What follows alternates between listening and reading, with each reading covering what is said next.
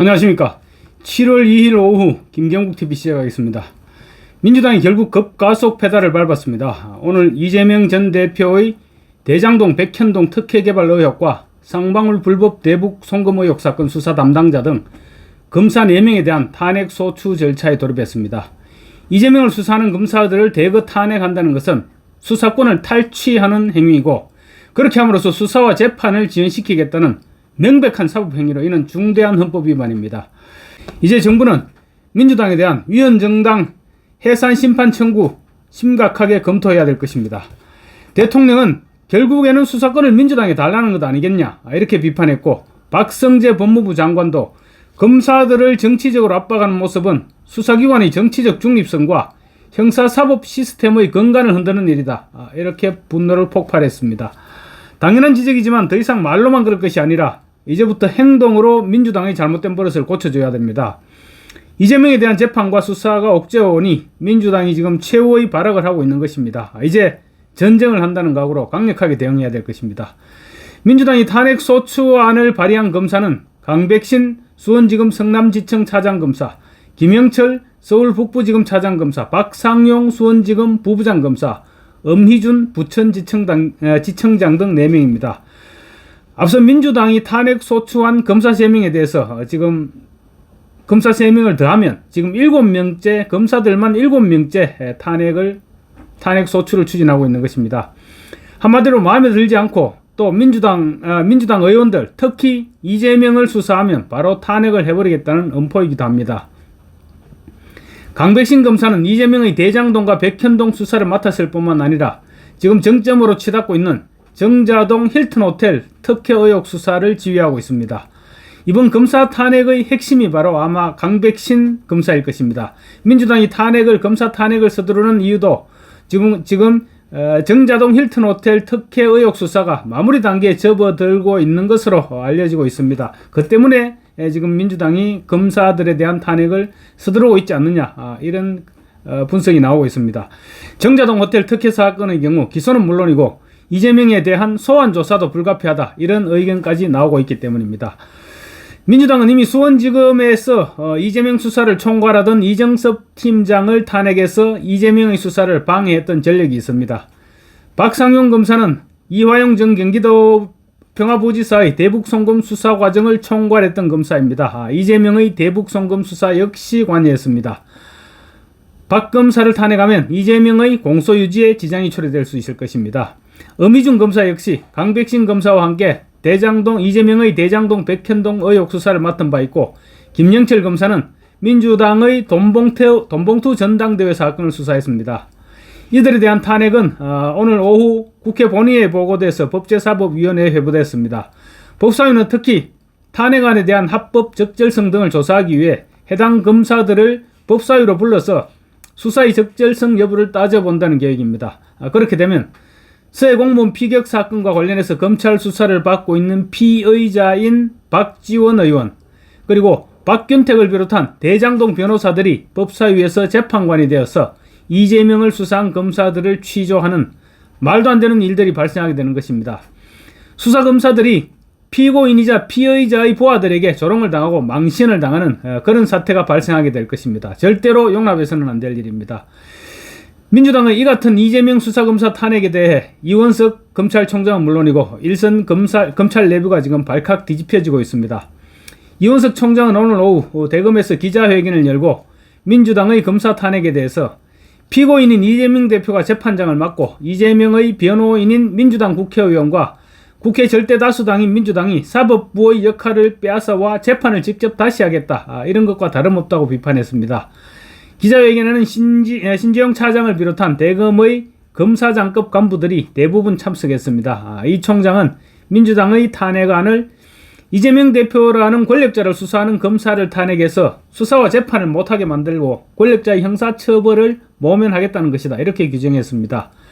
그러면서 탄핵안이 문제되는 사유를 위헌, 위법, 사법 방해, 보복, 방탄 5가지로 정리해서 조목조목 비판했습니다. 이 총장은 민주당과 국회가 사법부의 재판을 빼앗아서 직접 재판하겠다는 것으로 사법권은 법관으로 구성된 법원에 속한다는 헌법 101조를 위반한 것이라고 지적했습니다. 또 국정감사법 8조에서는 국회의 감사 및 조사는 계속 중인 재판 또는 수사의 소추에 관여할 목적으로 행사돼서는 안 된다고 정해져 있다. 민주당의 탄핵 추진은 헌법과 법률에 정면으로 반한다고 꼬집었습니다. 그러면서 검사를 겁박하고 법원과 판사에게 외압을 가하는 이번 탄핵 추진이 사법 방해에 해당된다. 수사검사들에 대한 보복 탄핵이자 이재명의 처벌을 면하려는 방탄 탄핵이라고 비판했습니다.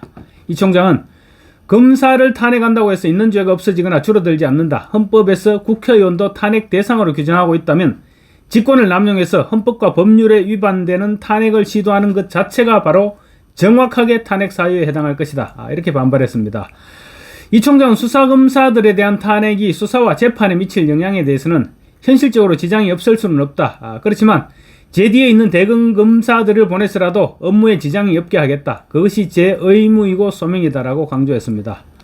그런데 사실 오늘 이 같은 일이 발생한 것은 이원석 검찰총장이 자초한 측면이 없지 않습니다. 이재명에 대한 처리에 미온적으로 대처해온 것이 민주당으로 하여금 검찰을 우습게 보게 만들었고 결국은 이런 사태를 초래하게 만든 것입니다. 이원석 총장은 말로만 단호한 조치를 취할 것이 아니라 법무부에 위헌정당 해산 심판 청구를 건의하는 등 적극적인 대응에 나서야 할 것입니다. 이재명 한 사람 때문에 지금 온 국민이 분노하고 있습니다. 도대체 언제까지 공권력이 이재명에게 끌려다녀야 됩니까? 언제까지만 당하고 있을 것이냐? 이런 분노가 지금 국민들 사이에 들끓고 있습니다.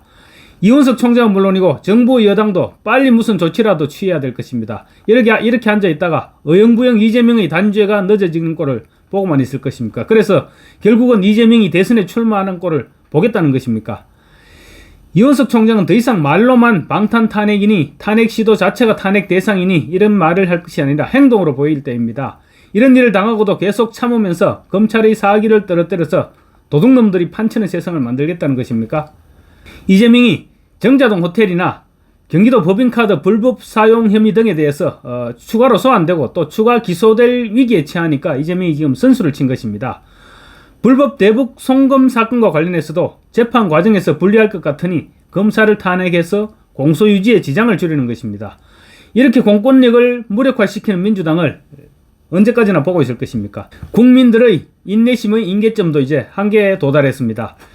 다른 검사들을 총동원 해서라도 쌍방울 불법 쪼개기 후원이나 정자동 호텔 특혜 의혹 그리고 경기도 법인카드 불법 사용 등 나머지 수사들을 독려해서 이재명에 대한 구속영장 청구로 이재명과 민주당에 대한 본때를 보여줘야 됩니다.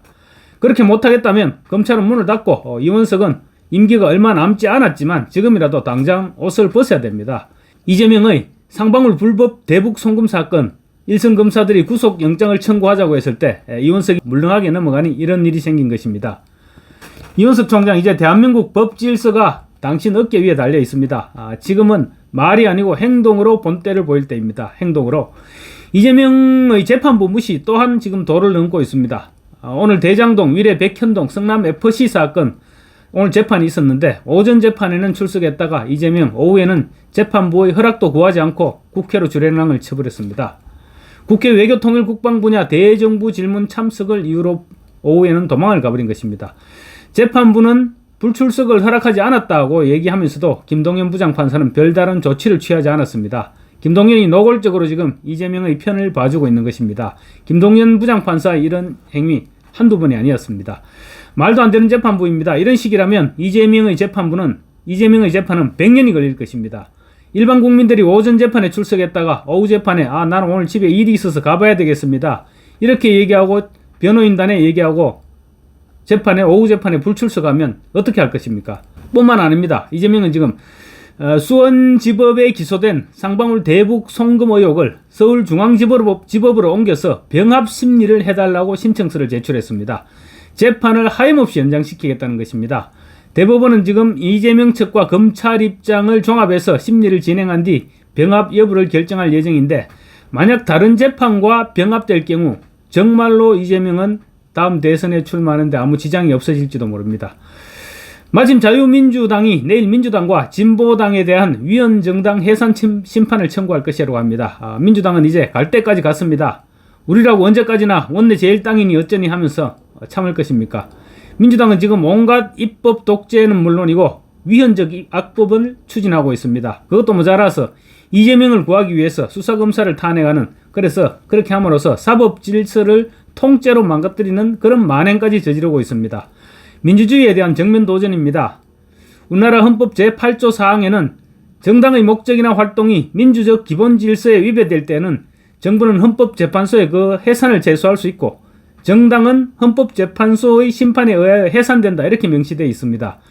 민주당의 헌법질서 파괴 행위야말로 민주적 기본 질서에 위배되는 행위라고 할 수 있습니다.